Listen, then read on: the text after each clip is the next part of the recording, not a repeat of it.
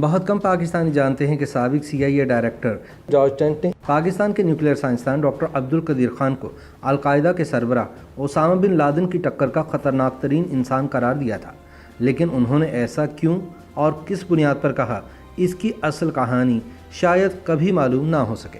BBC کی ایک report کے مطابق 11 دسمبر سن 2003 کو امریکی خفیہ ایجنسی CIA اور برطانوی انٹیلیجنس ایجنسی MI6 کے افسران کا گروپ لیبیا میں ایک خصوصی طیارے پر سوار ہونے کو تھا جب انہیں خاکی لفافوں کا ایک پلندہ تھمایا گیا۔ یہ ٹیم لیبیا کے حکام کے ساتھ انتہائی اہم مذاکرات کے ایک خفیہ مشن کے اختتام کے قریب تھی۔ جب انہوں نے جہاز میں سوار ہو کر ان خاکی لفافوں کو کھولا تو انہیں علم ہوا کہ انہیں وہ اہم شواہد دیے گئے ہیں جن کی انہیں اشد ضرورت تھی۔ ان خاکی لفافوں میں ایٹمی ہتھیاروں کے ڈیزائن تھے۔ مبینہ طور پر ان ڈیزائنز کے علاوہ جوہری پروگرام سے متعلق پرزہ جات پاکستان کے ایٹمی سائنسدان ڈاکٹر عبدالقدیر خان نے مہیا کیے تھے۔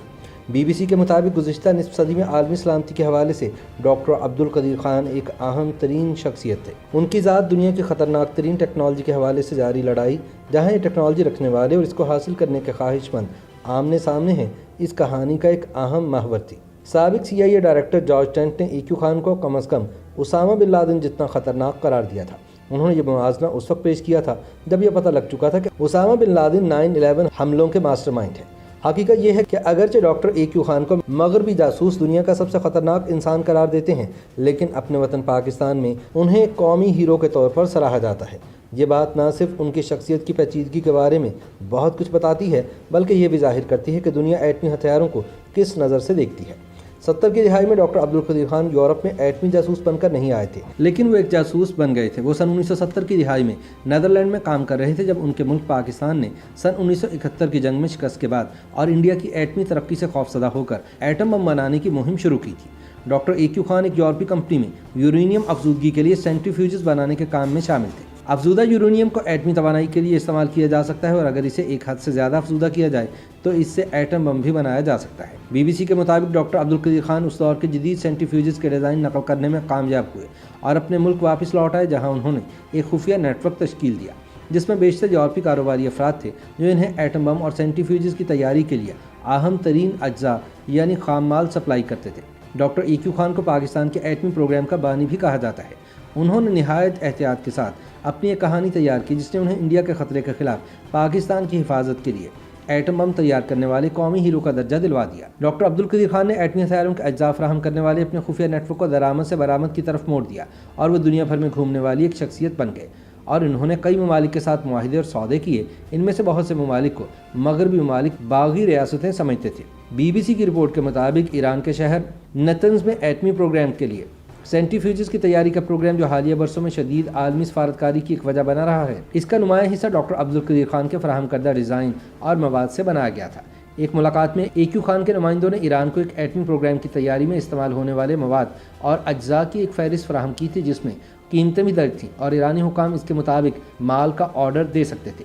عبدالقدیر خان نے 1 درجن سے زائد دورے شمالی کوریا کے بھی کیے اور یہ خیال کیا جاتا ہے کہ ایٹمی ٹیکنالوجی کے بدلے میزائل ٹیکنالوجی کی مہارت حاصل کی گئی تھی۔ ان تمام سودوں کے ساتھ ایک اہم راز ہمیشہ رہا کہ ڈاکٹر EQ خان یہ سب کچھ اکیلے کر رہے تھے یا وہ اپنی حکومت کے احکامات کے تحت کام کر رہے تھے، خاص طور پر شمالی کوریا کے ساتھ معاہدے کے معاملے میں۔ BBC کے مطابق یہ بھی کہا گیا کہ عبدالقدیر خان یہ سب کچھ پیسوں کے لالچ میں کر رہے تھے، لیکن یہ اتنا سادہ نہیں۔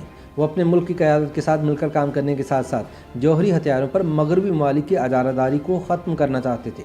انہوں نے ایٹمی ٹیکنالوجی پر مغربی ممالک کی اجارہ داری کو تنقید کا نشانہ بناتے ہوئے اسے مغربی منافقت قرار دیا تھا اور سوال کیا تھا کہ چند ممالک کو اپنے تحفظ اور دفاع کے لیے یہ ہتھیار رکھنے کی اجازت کیوں دی جانی چاہیے اور دوسروں کو کیوں نہیں۔ ایک مرتبہ انہوں نے یہ بھی کہا تھا کہ میں پاگل یا بیوقوف انسان نہیں، وہ مجھے ناپسند کرتے ہیں اور میرے خلاف ہر طرح کے من گھڑت اور بے بنیاد الزامات لگاتے ہیں کیونکہ میں نے ان کے اسٹریٹجک منصوبوں کو خراب کر دیا ہے۔ BBC رپورٹ کہتی ہے کہ برطانوی انٹیلیجنس ایجنسی MI6 اور امریکی CIA نے عبدالقدیر خان کی نگرانی شروع کر رکھی تھی۔ انہوں نے ان کے بین الاقوامی دوروں پر نظر رکھنا شروع کی، ان کی فون کالز کو ٹیپ اور پکڑنا شروع کر دیا اور ان کے نیٹ ورک میں گھس گئے اور اس کے لیے انہوں نے EQ خان کے نیٹ ورک میں شامل افراد کو بھاری رقوم کی پیشکش بھی کی۔ بعض مواقع پر کم از کم $10 لاکھ تک رقم کی پیشکش کی گئی تاکہ ان کے نیٹ ورک کے اراکین کو اپنا ایجنٹ بنایا جا سکے اور ان کے رازوں کو حاصل کیا جا سکے۔ BBC کے مطابق ایک CIA اہلکار کا کہنا تھا کہ ہم ان کے گھر کے اندر تھے، ہم ان کے دفاتر میں تھے، ہم ان کے کمروں میں تھے۔ 9/11 کے حملوں کے بعد خطرہ بڑھ گیا تھا کہ دہشت گرد بڑے پیمانے پر تباہی پھیلانے والے ہتھیاروں تک رسائی حاصل کر سکتے ہیں، اور یہی مشکل اور پیچیدگی پاکستان سے نمٹنے اور اسے ڈاکٹر AQ خان کے خلاف کارروائی کرنے پر آمادہ کرنے میں تھی۔ BBC کا دعویٰ ہے کہ مارچ سن 2003 میں جب برطانیہ اور امریکہ عراق پر بڑے پیمانے پر تباہی پھیلانے والے ہتھیاروں کی وجہ سے حملہ کر رہے تھے تو لیبیا کے رہنما کرنل معمر قذافی نے یہ فیصلہ کیا کہ انہیں اپنے ایٹمی پروگرام کے منصوبے سے چھٹکارا حاصل کرنے کی ضرورت ہے۔ یہ منصوبہ MI6 اور CIA کے خفیہ دورے کی وجہ بنا، اور جلد ہی اس معاہدے کے عوامی اعلان کے بعد اس نے امریکہ کو ایک اور اہم موقع فراہم کیا کہ وہ پاکستان پر زور دے کہ وہ ڈاکٹر عبدالقدیر خان کے خلاف کارروائی کرے۔ ڈاکٹر AQ خان کو اس کے نتیجے میں گھر میں نظر بند کر دیا گیا اور انہیں TV پر آ کر اعتراف جرم کرنے پر بھی مجبور کیا گیا۔ انہوں نے اپنی بقیہ زندگی ایک عجیب صورتحال میں بسر کی جہاں وہ نہ آزاد تھے اور نہ ہی قید۔ انہیں آج بھی پاکستانی عوام کی جانب سے ایٹم بم بنانے پر ملکی ہیرو اور نجات دہندہ قرار دیا جاتا ہے۔ انہیں بیرونی دنیا کا سفر کرنے اور بات کرنے سے روک دیا گیا۔ انہوں نے کیا جرم کیا تھا، کیوں کیا تھا اور کس کے کہنے پر کیا تھا، شاید اس کی اصل کہانی کبھی معلوم نہ ہو سکے، لیکن ایک بات طے ہے کہ پاکستان سے کسی دوسرے ملک تک جوہری ہتھیاروں کو پہنچانا ڈاکٹر عبدالقدیر خان کے بس کی بات نہیں تھی۔